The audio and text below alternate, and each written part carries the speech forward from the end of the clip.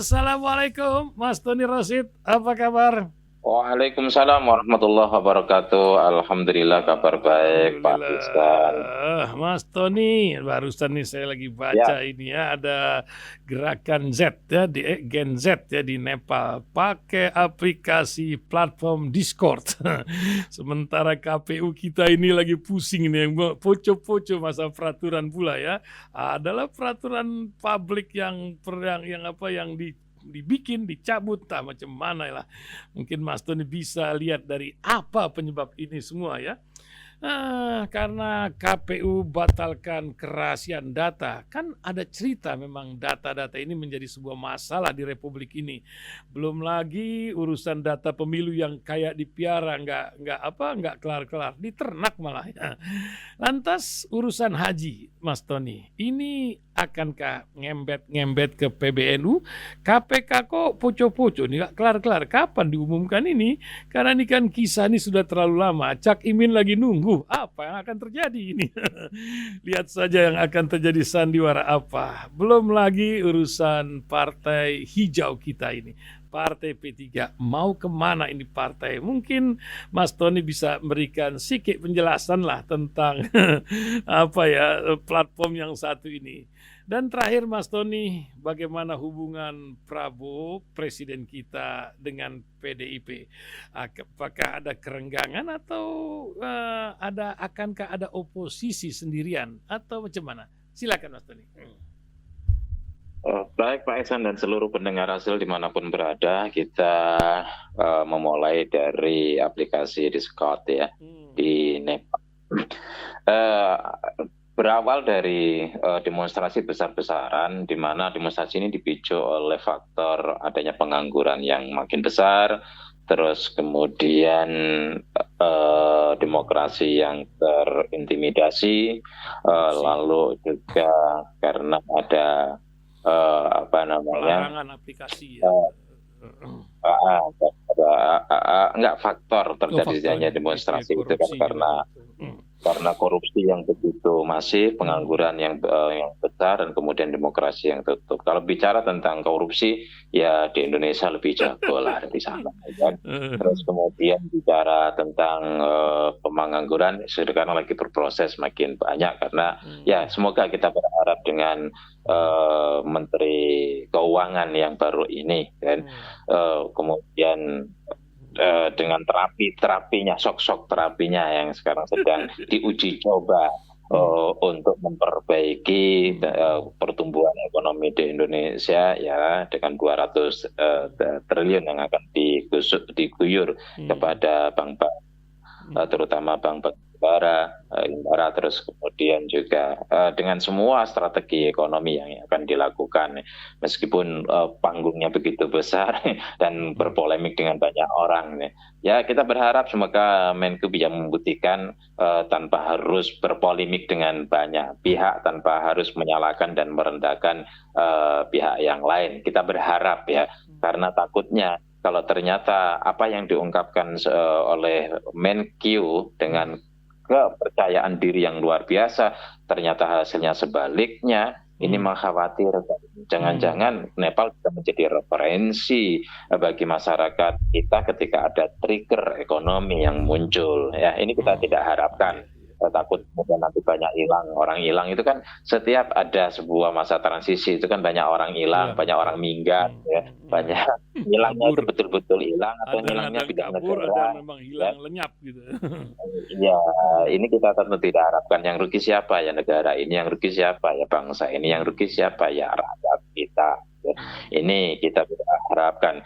Tetapi apa yang dilakukan oleh Gen Z itu menunjukkan bahwa mereka peduli, mereka memiliki kesadaran, mereka punya kepekaan, mereka memiliki daya nalar yang rasional dan kritis terhadap bangsanya. Ini yang barangkali perlu kita tularkan kepada bangsa kita, Gen Z kita, remaja-remaja kita, bukan remaja yang anarkis, bukan remaja yang pakai parang di jalanan ketika subuh, ya, bukan Gen Z ya, nyeletih apa tuh yang orang di Jogja itu. Iya, bukan Gen Z yang tawuran, tapi betul-betul Gen Z. Barangkali ini mungkin perlu menjadi sebuah kritik terhadap pola pendidikan kita. Kalau pola pendidikannya pola pendidikan yang kritis, analitik, kemudian pola pendidikan yang historis, yang reflektif, saya pikir ini akan melahirkan generasi-generasi masa depan yang diawali dengan Gen Z yang punya kesadaran, punya kepekaan, ya, mau peduli terhadap perjalanan bangsa ini, bukan hanya dimanfaatkan oleh pihak-pihak tertentu untuk melakukan demo-demo yang kadang-kadang tidak dipahami oleh Gen Z itu sendiri. Bagaimana Gen Z ini kita punya bonus demografi, ya, jangan hanya teriak bonus demografi, tetapi what's next, gitu loh, ya, apa berikutnya yang bisa diambil dari demografi. Demografi bisa menjadi bonus, ya, tetapi juga bisa menjadi petaka, bisa menjadi problem.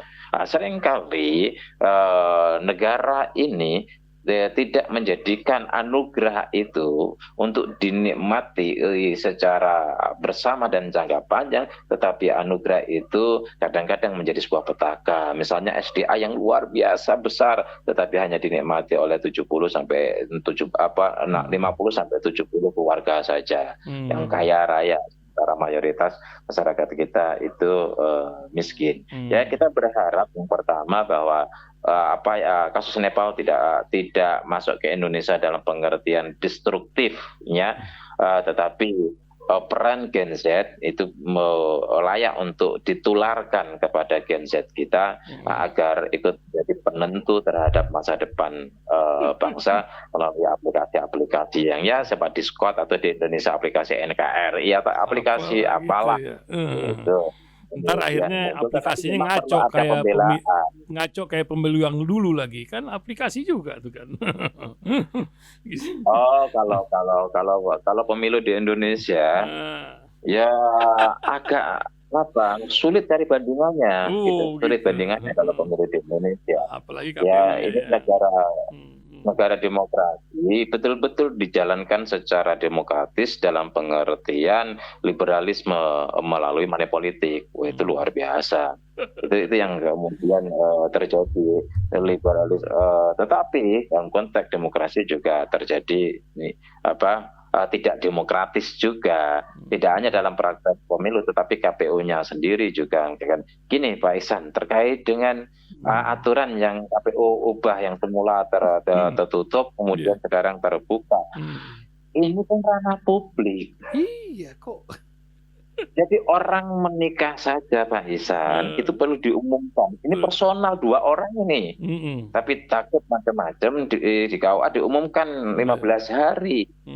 Ya, sebelum kemudian dinikahkan.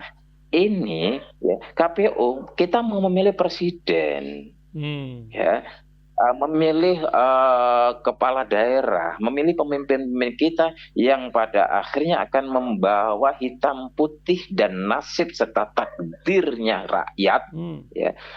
Kemudian rakyat nggak boleh tahu, ada yang dirahasiakan. Apa alasan untuk merahasiakan?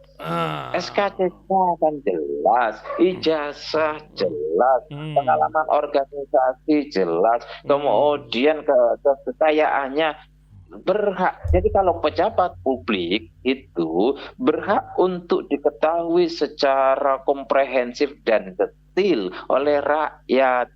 Kekayaannya dia berapa? Kan itu harus ada laporan kan? Ketika orang menjadi pejabat kan ada laporan kekayaan, kemudian dipantau. Meskipun banyak manipulasi kekayaan itu, nanti setelah dia menjabat, kekayaannya itu bertambah dahsyat apa enggak? Rakyat berhak untuk ngontrol, rakyat berhak untuk mengevaluasi, rakyat berhak untuk mengkritisi, rakyat berhak untuk menilai. Itu merupakan bagian daripada variabel yang menjadi hak rakyat untuk melihat dan menjadikan salah satu perhitungan orang ini akan dikasih amanah seterusnya, diteruskan atau kemudian dihentikan. Jadi nggak rasional kalau kemudian, ya, pejabat publik atau calon pejabat publik, ya, ada yang kemudian dirahasiakan. Ya boleh, itu aturan melanggar transparansi, tumpang tindih. Jadi mengherankan ini. Ya, kalau memang tidak siap untuk diketahui publik. oleh publik, ya jangan jadi pejabat publik. Kalau tidak mau diketahui hartamu berapa, ya jangan jadi pejabat publik. Kalau tidak mau diketahui tidak mau diketahui pendidikanmu dari mana, ya jangan pejabat publik. Latar belakangmu seperti apa, ya jangan pejabat publik. Ketika engkau siap menyiapkan diri, bersedia untuk menjadi pejabat publik, maka dirimu milik publik. Publik berhak untuk tahu ya privilege-mu dari publik, uang gajimu dari publik, tunjanganmu dari publik, operasional harianmu dari publik, semua kebutuhan harianmu itu berasal dari publik. Dalam konteks ini rakyat perlu tahu. Kalau tidak siap untuk itu, ya jangan jadi pejabat publik. KPU jangan kemudian ikut melindungi. Bahkan KPU sendiri, Anda juga pejabat publik. Nampaknya ada yang persiapan ini untuk 4 tahun lagi. Tapi ya itu mungkin diantaranya ya. Silakan Mas Tony lanjut. Pak Ihsan dan seluruh pendengar Rasil, kita masuk mungkin terkait dengan P3 ya. P3 masih ada ya? P3 partai hijau masih ada. Ini ada dua calon yang muncul. Mula-mula banyak calon tapi mengerucut 2. Mula-mula kan ada Dudung. Jadi begini Pak Ihsan, bahwa P3 ini kan posisi sekarang la yahya wa la yamut, ya. Dikatakan hidup nggak punya anggota DPR RI, dikatakan mati masih punya anggota DPRD dan masih punya struktur kepengurusan. Jadi lah ya karena tidak punya anggota DPR RI, tidak punya dewan di Senayan, wala yamut, ya, tidak mati karena memang masih punya anggota DPRD. Ini problem, Mbak. Dalam sejarahnya belum pernah ada partai yang terlempar dari Senayan kemudian bisa recovery, PBB misalnya, kemudian Hanura misalnya. Kalau P3 itu lahir tahun 1973. Masa-masa transisi reformasi, P3 masih tetap eksis. Meskipun di situ mendapatkan persaingan yang sangat ketat, ceruknya menjadi perebutan di antara partai-partai yang lain dengan lahirnya PKB, PAN, dan PKS. Tapi P3 masih tetap eksis, paling tidak memberikan perimbangan terhadap PKB, PKS, dan PAN. Ya. Pada saat itu malah juga PBB. Bahwa suaranya dulu 93 turun, iya, tetapi masih jadi sekitar 40-50 kursi didapatkan oleh P3.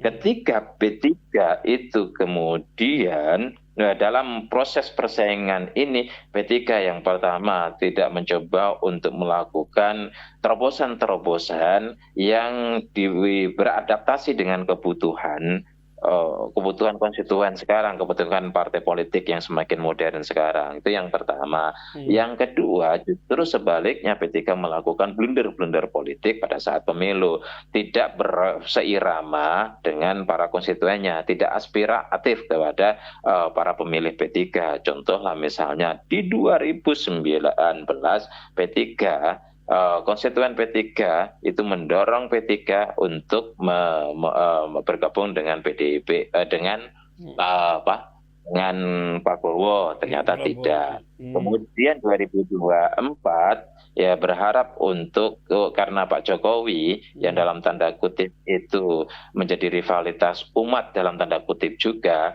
ada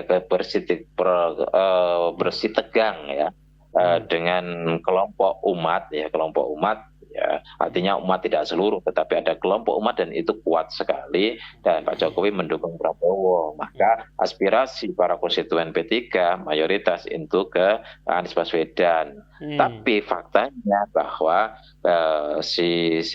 P3 ini memilih bersama dengan PDIP mengusung Ganjar. Hilanglah itu semua. Ini sebenarnya merupakan sebuah, dalam politik ya, sebuah dosa besar ketika sebuah partai atau politisi atau kelompok politisi tidak mampu membaca arah angin, tidak mampu membaca yang menjadi kehendak daripada konstituennya atau pendukung, pemilih dan masanya. Ini menjadi beda dengan PBB berangsur pelan-pelan hilang gitu kan. Karena memang kecil suaranya, Hanura juga gitu, hilang karena kecil dan tidak mampu untuk beradaptasi dengan kebutuhan saat itu. P3 agak lain. P3 itu kasuistik langsung, memang pleng langsung hancur. Sementara P3 itu memiliki basis massa yang relatif fanatik, ya basis massa yang relatif kuat, ya basis massa yang masih punya heroisme. Kalau di kampung saya itu banyak ya di Jepara itu ya dulu P3 selalu kuat kalau Jepara, bahkan di era reformasi ketika pemilu 99 P3 itu hampir separuh kursi di DPRD itu milik P3 ya. Di Jawa Tengah itu yang kuat adalah daerah-daerah yang memang punya basic ekonomi yang kuat, Jepara dan Pekalongan lebih mengandalkan kepada industri yang begitu kuat, maka P3 menjadi kuat. Artinya dari konteks ini P3 berbeda dengan PBB, kemudian juga Hanura masih punya potensi untuk rebound, masih potensi untuk recovery.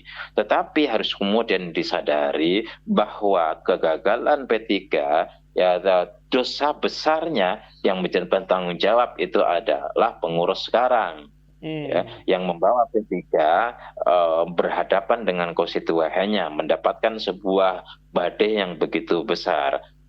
Kalau pengurus sekarang itu masih mencalonkan diri, ya, terutama PLT, ketua pucuk pimpinannya, ya, maka akan sulit kita bayangkan P3 itu bisa rebound, P3 itu bisa recovery. Kenapa?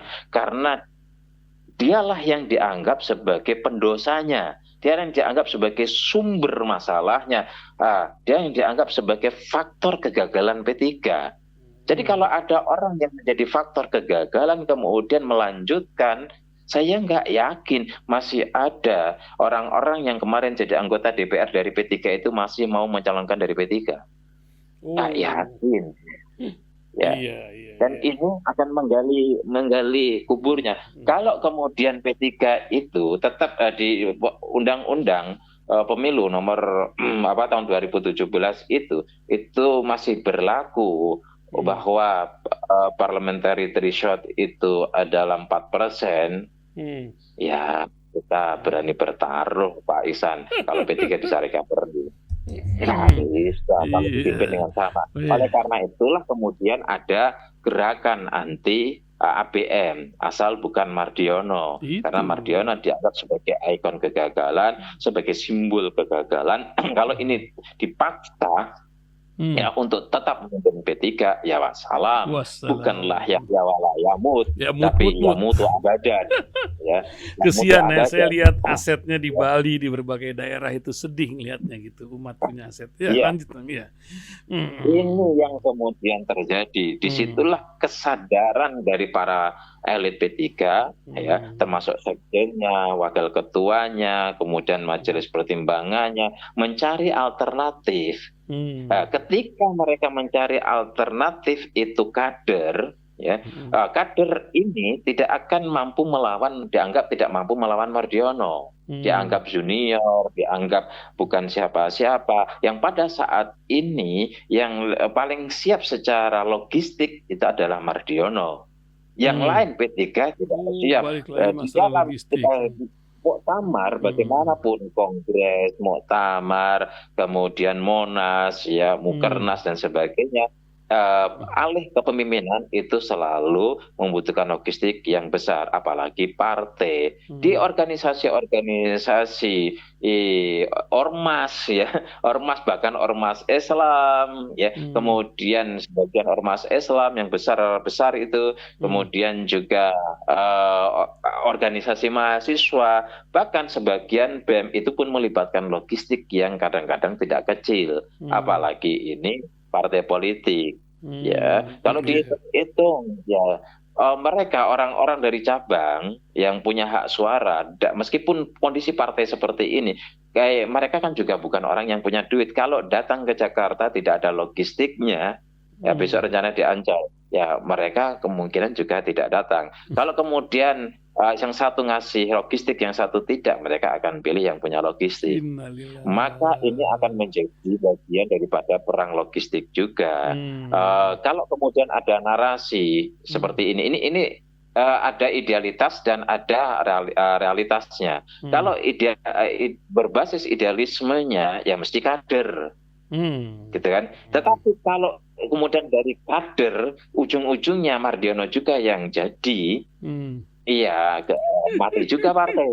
Ya, mati juga partai. Maka hal yang paling realistis adalah ya P3 kemudian membuka diri untuk menerima tokoh dari yang lain. Yang penting tokoh itu tidak kontroversial, tokoh itu masih bisa punya resonansi dengan P3, tokoh itu populer, ya tetap sudah menjadi tokoh nasional, tokoh itu kemudian dalam tanda kutip tidak punya cacat yang bisa membuat cacat organisasi partai, kemudian juga tokoh itu punya logistik. Ya, punya logistik.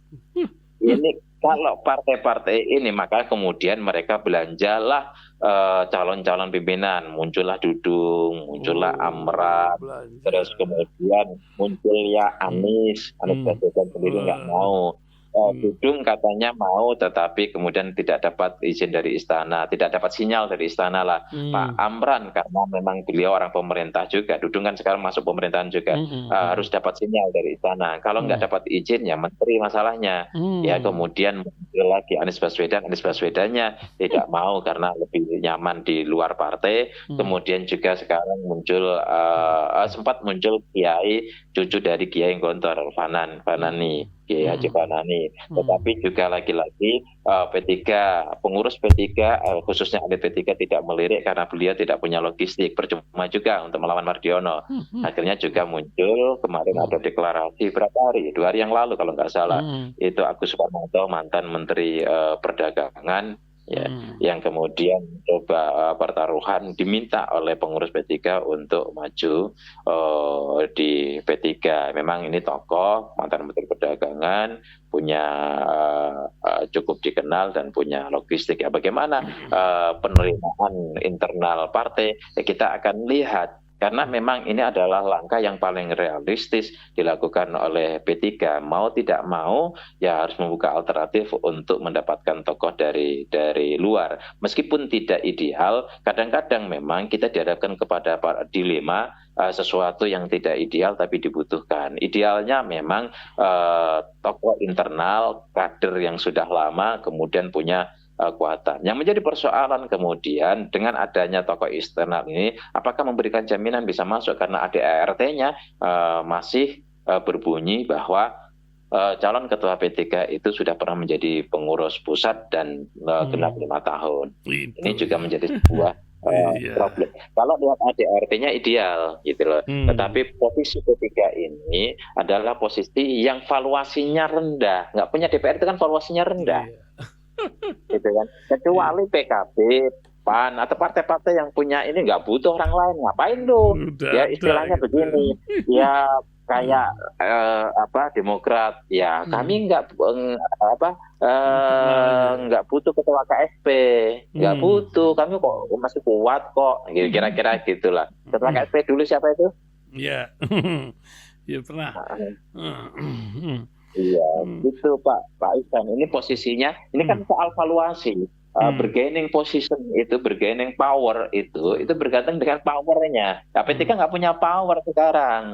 Ya harus menurunkan. Kalau kita nggak punya power kan harus kita turunkan. Ada namanya teori pertukaran itu. Teori pertukaran Holmes ya. Itu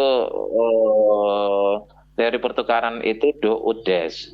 Saya memberi supaya kamu memberi. Di situ ada transaksi. Ya, transaksi tidak selalu material, tetapi transaksi material akan selalu materi akan selalu hadir dalam setiap transaksi. Nah, tapi urusan materi dalam kuota haji nampaknya jadi masalah ini, Mas Tony. Nah, saya lagi bilang ini investasinya Caimin akan jadi dilihat ini.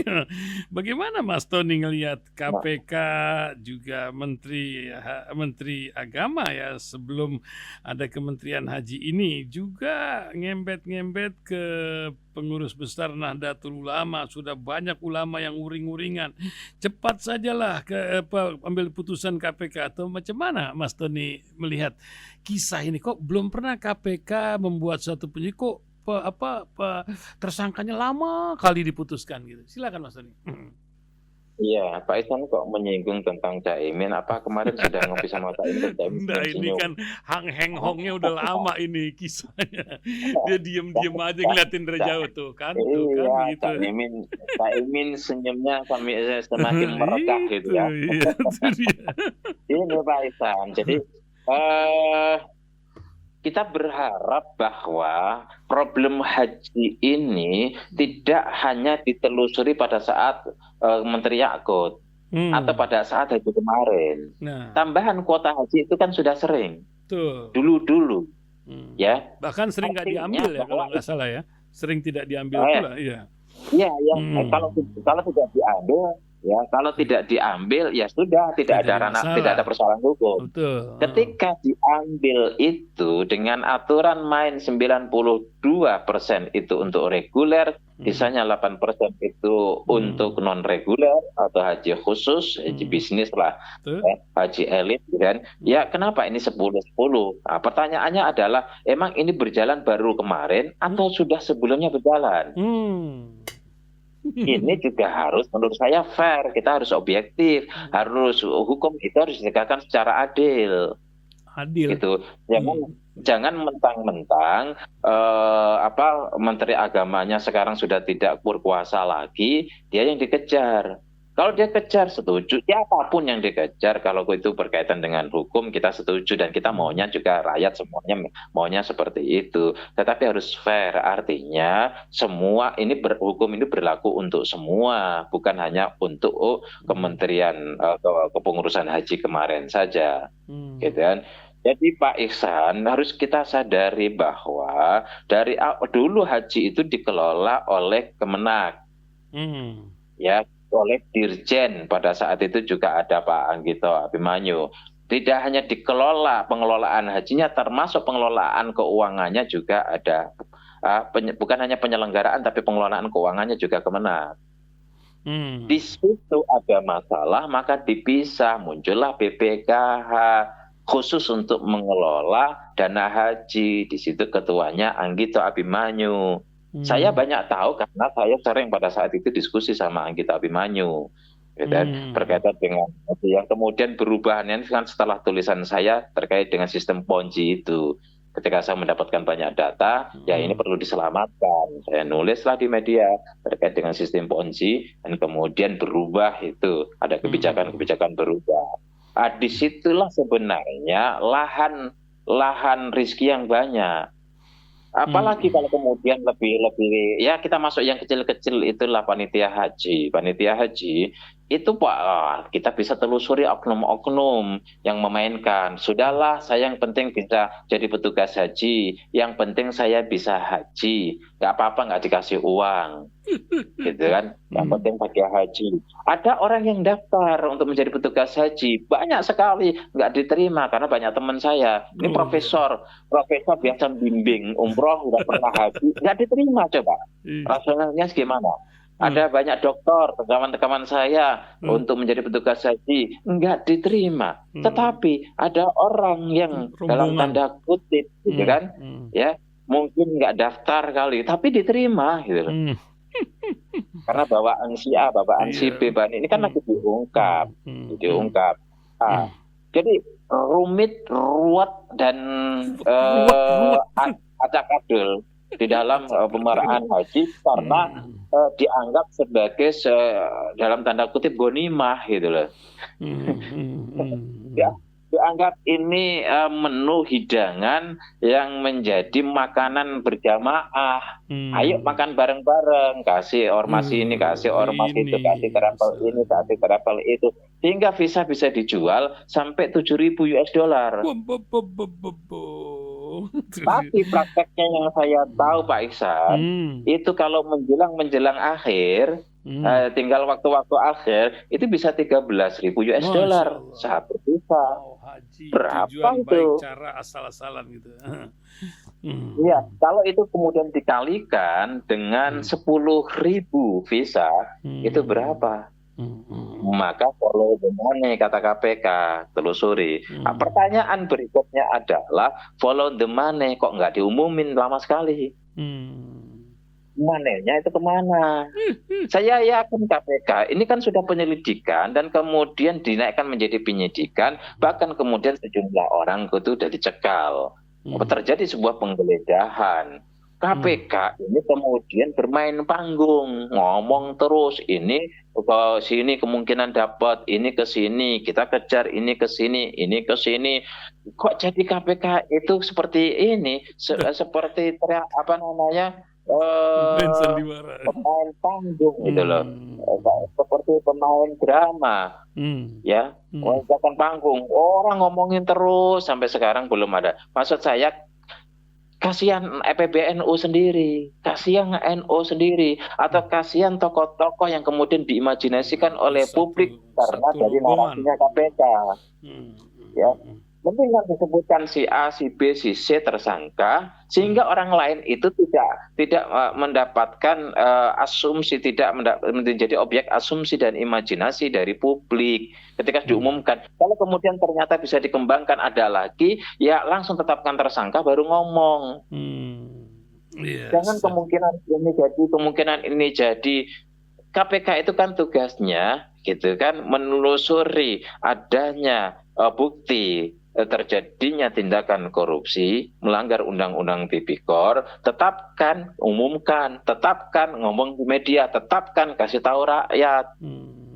Gitu. Ini belum jelas semua. Kasihan ini PBNU babak belur. Seolah-olah kalau kita lihat framing media, seolah-olah aliran dana ini masuk ke organisasi. Kita tahu bahwa di NU sendiri banyak orang yang juga kesel. Ya, kesel, bukan pecahan, kesel sama PBNU gitu loh. Kesel, orang-orang NU itu, NU itu rebutan sama PBNU. Makanya coba lihat, tidak banyak pembelaan kan? Iya, betul. Enggak ada demo-demo.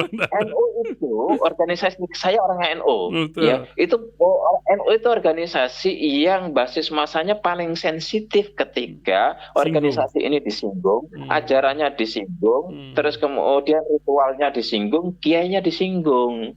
Nasibnya. Sekarang. Ya, tetapi kenapa PBNU ini menjadi pembicaraan seolah-olah follow the money, money-nya itu masuk PBNU? Kesannya kan di media seperti itu. Tidak banyak pembelaan. Ya mungkin itu merupakan sebuah bentuk dari kemarahan, kekecewaan dan kekesalan banyak NU kepada PBNU. Ini juga harus menjadi sebuah bahan evaluasi. Tetapi dalam konteks ini KPK jangan memainkan dong. Ini organisasi besar, ya. Jangan seolah-olah PBNU itu bermasalah. Kalau memang itu ada aliran, terbukti ada aliran, ya bicara saja, buktikan saja baru bicara. Jangan kemudian bicara ngalor ngidul kok, wah luar biasa gitu loh. Sementara pembuktiannya belum ada. Ini kan kasihan PBNU, kasihan NU secara umum, kasihan organisasi besar ormas Islam ini gitu. Ya salam. Luar biasa. Kita lihat mungkin sandiwara akan mengarah kemana, wallahu a'lam. Memang negeri kita ini unik-unik, Mas Tony. Ya kayak di Prabu Mulih itu. Mas Tony dengar nggak tuh Roni Ardiansah itu? Kan cerita tentang kepala sekolah yang nggak boleh parkir anak pejabat di halaman sekolahnya, tahu-tahu diberhentikan. Ini negeri luar biasa, kisah-kisah itu satu kisah di antara ribuan kisah. Mungkin sebagai penutup. Memang Pak pimpinan perlindungan perlindungan kepada warga negara ini atas kebenaran dan haknya itu tidak benar-benar ada. Yang kemudian kedua adalah penegakan hukum itu berjalan sesuai dengan kekuatan. Kalau kita tidak punya kekuatan, ya akan berhadapan dengan orang yang punya kekuatan, ya kita akan kalah. Itulah yang berjalan. Maka perlunya satu reformasi yang kuat ya terhadap proses penegakan hukum atau kepada lembaga hukum yang ada. Oleh karena itu sebagai penutup Pak Ihsan, jadi hukum itu adalah panglima ya. Pak Prabowo sudah memulai untuk melakukan penyitaan ya, sawit itu sudah ada 3,2 juta hektar ya, meskipun ini belum tertangani dengan baik tapi sudah penyitaan. Kemudian juga tambang sedang proses terjadi penyitaan, sudah mulai ada penyitaan tambang dan ini akan masif ya, akan masif ke depan ya. BCA akan juga, saya dengar udah 3 bulan yang lalu BCA baru ramai bulan ini akan diambil ya. Ini menurut saya langkah yang baik, langkah yang bagus, tetapi harus dilakukan secara terstruktur, sistematis, dan punya target-target yang menurut saya tidak memakan korban, tetapi juga perlu pertimbangan-pertimbangan ekonomi, karena bagaimanapun ekonomi itu penting. Tetapi sekali lagi hukum itu adalah penyelamat masa depan bangsa ini. Ketika hukum ini tidak mendapatkan perhatian yang khusus, serius, dan prioritas, jangan pernah berharap Indonesia akan berubah. Tingkat korupsinya, tingkat mafianya, kemudian tingkat penindasan kedaliman, tingkat disparitas antara yang kuat dengan yang lemah, ini tidak akan pernah berubah kalau Presiden tidak menjadikan hukum ini sebagai rute untuk mengelola negara ini dengan baik. Insya Allah. Terima kasih Bang Mas Tony Rosyid pagi ini telah membersamai pendengar radio Silaturahim di berbagai tempat. Assalamualaikum warahmatullahi wabarakatuh, Mas Tony. Waalaikumsalam warahmatullahi wabarakatuh.